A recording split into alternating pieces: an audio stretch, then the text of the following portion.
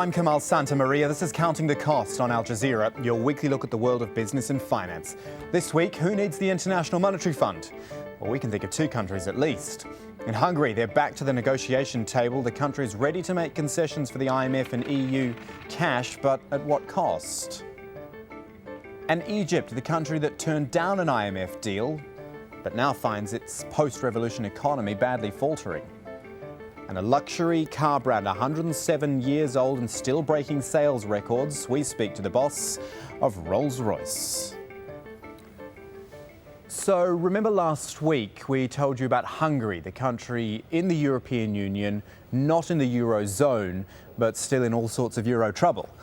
Well, we're taking that a step further this week because with Hungary restarting its IMF and EU talks over a bailout, it is clear the country is pretty much out of options. The talks broke down in December over Hungary's controversial new constitution, which curbed the independence of the central bank. So now it's about thrashing out something that will work for all sides and keep Hungary out of trouble. It needs a loan to finance its debt, which is up at 82.6% of GDP, according to the central bank. In monetary terms, that is almost $94 billion.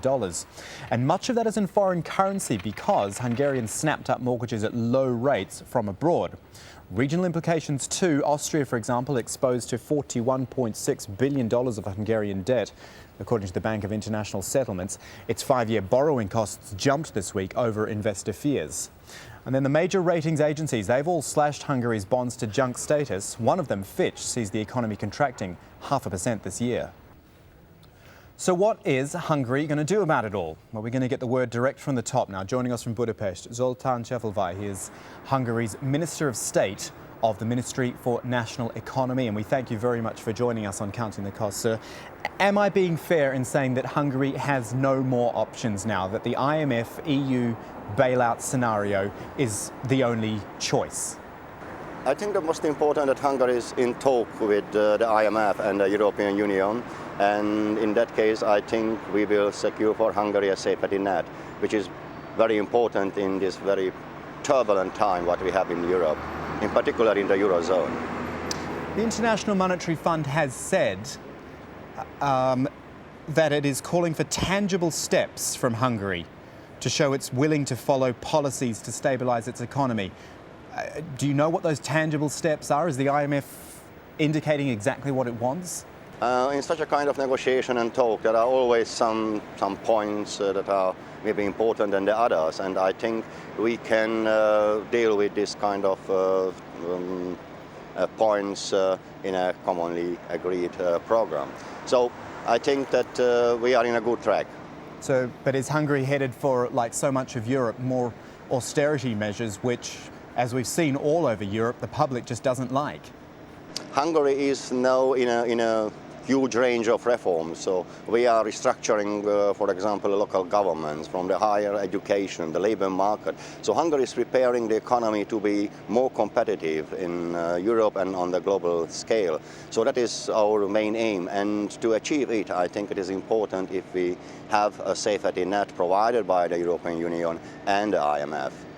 What about reforms to do with the central bank? Because that's one thing the IMF wasn't happy about, the lack of independence, the idea of restoring independence to the central bank. I think it is a normal procedure. If a member state passes a law and there are maybe some points that are against the treaty, the member state corrects it later. So now we are waiting for the European Union to say exactly what points are critical in the new law on the central bank, and after that Hungary can reflect to it and it can correct. But it is a normal procedure. It happened also last year. Hungary issued a law on media, and the European Union said there are some critical points, and the Hungarian government and the parliament changed and corrected this point. So I think it is a normal thing, and the European Union, as far as I know, next week will say exactly which points are critical, and the Hungarian government and the parliament can correct this.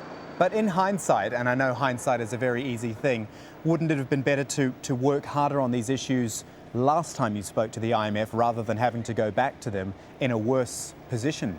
I don't think so. Hungary is in much better position than was 2 years ago or 1.5 years ago. The Hungarian economy grew last year. Our budget deficit is below 3%, and also in this year, according to the estimates of the European Union, will be below 3%, which is, I think, a very huge achievement. Just look at Europe. Many countries are struggling with this kind of problem to achieve a deficit below 3%. So I think we are in the right track, and we have to certainly make more efforts to enhance the growth, but I think the track is right. Let's talk more about Europe, seeing as you mentioned it there, the situation that other countries are in.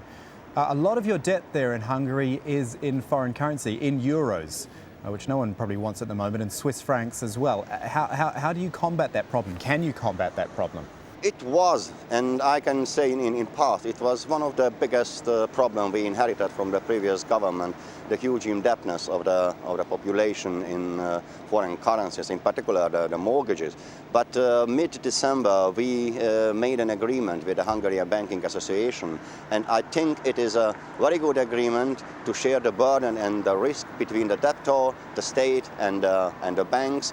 And I think it is one of the really the biggest achievement. How can you solve this whole problem? And I think we find a solution where all the different debtor group can find some way to get out from this trap. Any ideas what that is? You made the point that you inherited the problem from a previous government.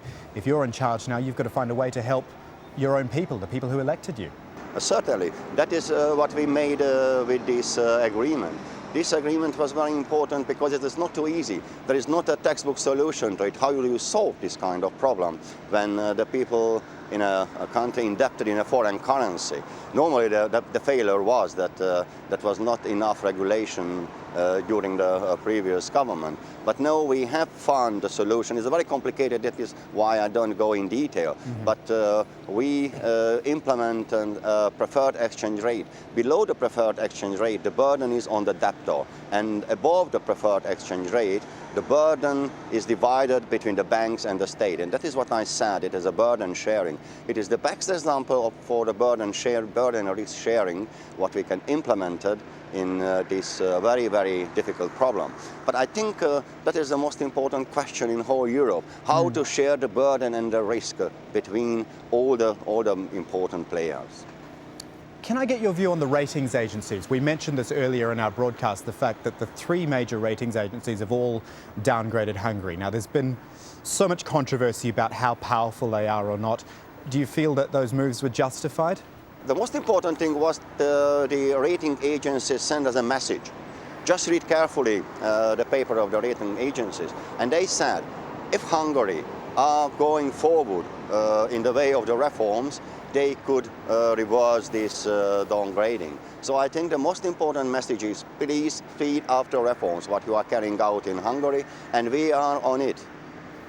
Just some views from you, if you wouldn't mind, sir, on the wider problems in the Eurozone and the European Union. Do you feel the leadership is going in the right direction now, particularly Chancellor Merkel and President Sarkozy, who are leading this charge? Do you think they've got the right idea now, finally? I think the most important problem is the uncertainty, because no one knows exactly what is the final stage of this whole process. So Europe is going from compromise to compromise, and it leads to uncertainty. And I think the biggest threat for Hungary and the Hungarian economy is this uncertainty what we have in Europe now. Just a final thought on, and I'd bring it back to Hungary actually, because we're talking about a lot of external problems and debt and things like that. I wonder if you look into your own country, into your own economy, where do you see the growth? There isn't a great growth forecast, I'll give you that, but where's it going to come from? Where's the internal recovery going to come from for you? So one thing, Hungary is very strongly connected to the European economy. Many big Hungarian companies European companies are in Hungary. But certainly we have to support in a much better way the small and medium-sized enterprises, and also the suppliers to the big investors. In this year, for example, the Mercedes will launch the production, and certainly it's important to have the suppliers to this huge investment. So I think the most important to connect the multinational companies in Hungary with the small and medium-sized companies, and I think that is the way to forward. Very, very interesting talking to you. ZOLTÁN CSEFALVAY, Hungary's Minister of State for the Ministry for National Economy. Thank you so much for joining us on Counting the Cost. Thank you very much. And now to Egypt. As we mentioned before, it rejected the IMF's help last June, but now is, well, reopening talks, and that's going to be an awkward conversation. Back then, the military-led government was worried about the terms and conditions. It thought Egypt's sovereignty could be undermined. But the economy is now looking like more of a threat to Egypt than perhaps all of its political problems. For a closer look, we turn to Al Jazeera's Cairo correspondent SHERINE TADROS, who's seen almost every twist and turn since that revolution, including the ones, SHERINE, that perhaps we, outside of Egypt, haven't seen and certainly haven't experienced. Yes, that's right. It's hard to believe, Kamal, that it's been almost a year since Egypt's revolution began, and there's been so much concentration on the political turmoil and the political situation in the country, whereas when you speak to analysts, they say it's really the economics, what's happening in this country economically, that is proving to be a bigger destabilizing force and a bigger problem going forward. We're talking about high inflation, an exodus of foreign investment and rising prices, and that is just the tip of the iceberg. Below the calm and beauty is the reality of life for many Egyptians. 40% are now living on $2 a day or less. Last year's revolution and outbreak of violence has sunk the country into an economic crisis. The prices, everything is very expensive. You can buy 500 or 600 pounds worth of vegetables, and it's a tiny amount. We don't make a profit anymore. A third of Egypt's budget is spent on subsidies, mainly on food like bread. The government has recently said it will cut some energy subsidies. The problem is enforcing such measures. In sort of a sensitive political atmosphere as we have today, doing something as dramatic as reducing food subsidies or reducing energy subsidies would be political suicide. And new governments in general, to burnish their credentials with the public, like to hand out goodies. You don't like to take things away from people. Analysts say with foreign reserves dropping by 50% last year, there is barely enough to cover the next 3 months of imports, which could lead to food shortages. I think the problem is that you've had for the last several months reserves drying up because the government doesn't want, they want to sort of defend the pound. They don't want the Egyptian pound to devalue. And there's going to be pressure on the authorities to devalue the currency. The problem is they're very restricted in their ability to do that, because if we go back to January 25th, what were people saying? They were saying, "عيش حرية عدالة اجتماعية," bread, freedom, social justice. If you have a government that decides to devalue the currency and the cost of basic food prices rises, then you're likely going to have a sort of a politically unstable situation rise again. Inflation is rising monthly. The benchmark stock index for the Egyptian exchange closed out the year over 45% down from the start of 2011. Meanwhile, one of the main sources of income, tourism, is declining. The political violence and uncertainty is definitely having a knock-on effect on the economy, and it's a dangerous cycle. Unemployment is now at its highest rate in over a decade, fueling frustration on the street. Much of the aid promised by foreign donors, according to the Prime Minister, has yet to arrive. There are talks with the IMF for a $3 billion loan. But with no clear vision of the future politically or economically, Egyptians may have to pay the price of their revolution for years to come. SHERINE TADROS for Counting the Cost in Cairo. While I've got you, SHERINE, I'm looking for some sort of anecdotal thoughts. As we pointed out, you've been in Egypt since the revolution. Tell me what everyday life is like, the things we all do, the grocery shopping, buying the basics, basic goods and services. How has it changed? How noticeable every day do you find this economic decline in Egypt? Well, the truth is that very little has changed. And when you look at the subsidized food, for example, that has remained, the prices have remained the same. And that's part of the problem here. The food is more expensive for the government to buy, but it's not selling it to the people at any raised prices. So the deficit is getting larger. Now that is having an effect on a different level, but people are slowly starting to feel that this may start to trickle down and may start to affect them. And when you think about the actual reason for the revolution, what people kept saying at the time, Kamal, is that this is about reclaiming our national pride, dignity, and that really comes back down to a father being able to provide for his children, a mother being able to come back with a lot of bread to make sure that she has enough for her family. That is what it comes down to when we're talking about dignity. And the fact is that the governments in the past 12 months that have come and gone in this country have failed to tackle the economic crisis, and still there aren't any jobs around. Unemployment is at its highest rate in a decade, and that is why people are really feeling that nothing has changed, and it's a real disappointment, because the point was for them to be able to feel inside of themselves proud to be Egyptian and to be able to provide for their families, which they still can't do. All right, Sherine Tadros there, Al Jazeera's Cairo correspondent, with some thoughts on the decline, or perhaps it's the status quo in Egypt's economy. Thank you, Sherine. To the other end of the spectrum now, the luxury car market. You know, just before the financial crisis hit in 2007, luxury car sales were at record levels, almost 6.3 million cars sold that year. But this year, as we continue to struggle through the latest phase of that crisis, the record could be broken again. Researchers at IHS Automotive are looking at just over 7 million sales. It's cars like this driving that growth, pardon the pun.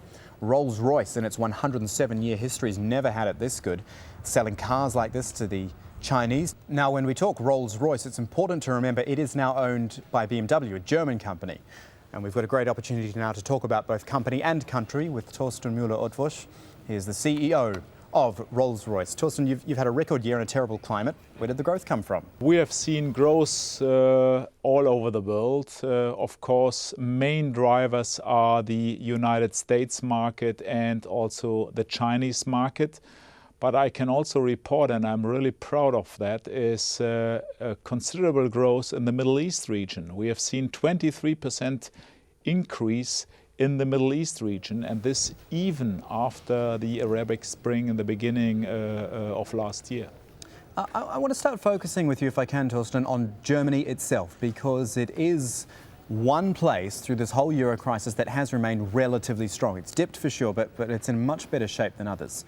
For your part, why do you think Germany has weathered this better and been able to remain comparatively strong?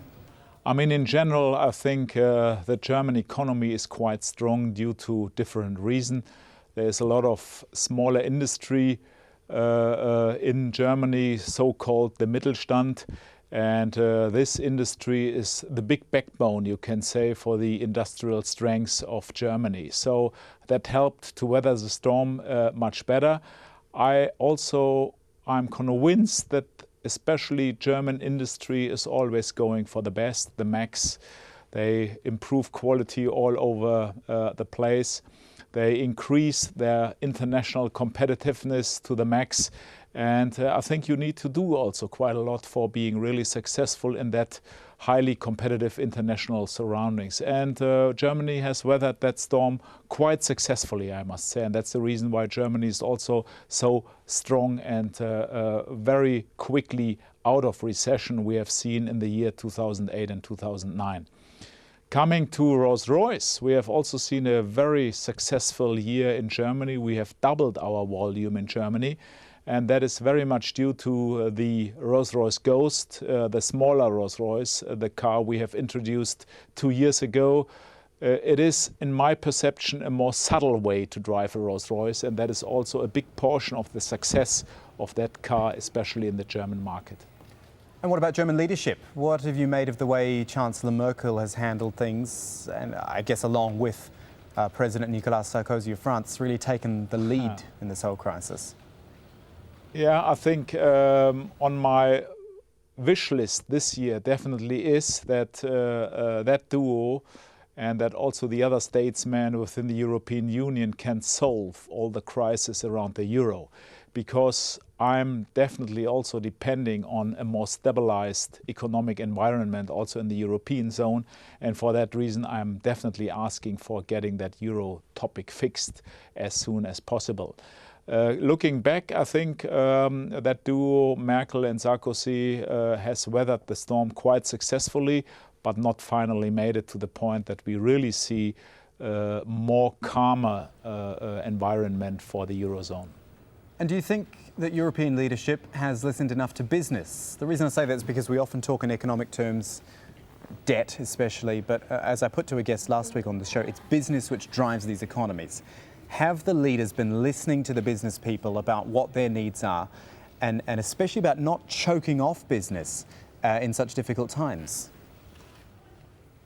I mean, I wouldn't say that that is true for Germany. That might be true for other, let's say, countries in Europe. What we have seen is that leaders are starting now to listen more to the industry than they have done in the past. I think a clear, outspoken statement of every leader in the industry is fix that issue with the euro, and that please as soon as possible. And that is something I think where the politicians are quite wise to hear that voice, and they hear that voice.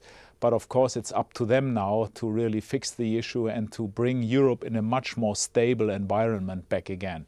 But I can't complain that government isn't listening. For instance, in the UK, our home market here, government is now very interested in, for instance, a success story like the success story of Rolls-Royce Motor Cars. I mean, we are employing around 1,000 people here in West Sussex, and that is a great British success story we are proving here.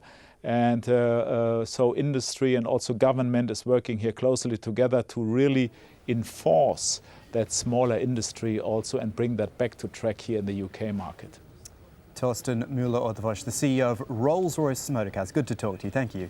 Now, there's a thriving business off the coast of Africa these days, an entirely illegal one, we might have to add, but it does seem to be having a positive effect for economies back on shore. The semi-autonomous Puntland region in Somalia, it's seen the profits of piracy have a big impact.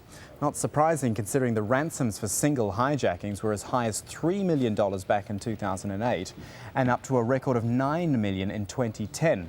And here's what it can look like on an annual basis. We use 2009 as an example. An estimated $70 million was paid out in piracy ransoms. Put that in context, Puntland's official government budget that year was around $17 million.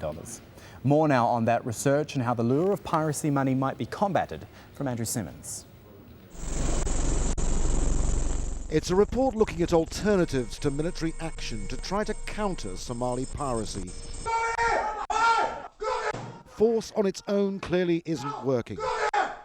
Using satellite imagery, the report shows that as piracy has grown, so too has the Puntland economy. Garowe, an inland city, has had major improvements in infrastructure, but coastal areas remain neglected, and it suggests that giving these areas support and jobs could lead to local people rejecting piracy. Satellite imagery and the highly respected analysis of this think tank Chatham House may add something new to the mix in this ongoing crisis that's costing billions of US dollars, along with the human suffering of hostages. The report's author believes that investing in the poorer coastal villages would have an effect. There's very little public infrastructure in these places. We could make these communities a lot better off with relatively little resources, and that might lead them in turn to deny pirates the land bases that they need. Initial response from security experts hasn't been dismissive, but there's a feeling that any initiative to try to replace the gains from piracy is fraught with difficulty. Many people engaged in trying to protect shipping in the region believe more needs to be done in following the money trail outside of Somalia. It's very important that we equally look at where the money that is paid in ransom that leaves Somalia, where that money is going to, who is benefiting, and how, with the resources we already have in place around the world, how we can best seize or stop that money flow, as opposed to worrying about Somali families that get access to the money that stays there. The report doesn't suggest an end to military involvement, but it's at odds with political pressure for more effort to jail pirates and putting even more money into security. Right now, the overall cost each year, including insurance, prosecutions and the ransoms, is put at between $7 and $12 billion. Andrew Simmons, Al Jazeera, London. And that is where we'll leave you for this week. But if you want to get in touch, here's how you do it. Either send a tweet to me at Kamal AJE. Our business editor's there as well, at Abid Oliver Ali, all one word. And our email address to countingthecost@aljazeera.net. And while you're online, you can head to aljazeera.com/business, link on to the CTC page where we put all our episodes up in full for you to catch up on. But that is it for this edition of Counting the Cost. I'm Kamal Santamaria from the whole team. Thanks for joining us. The news on Al Jazeera is next.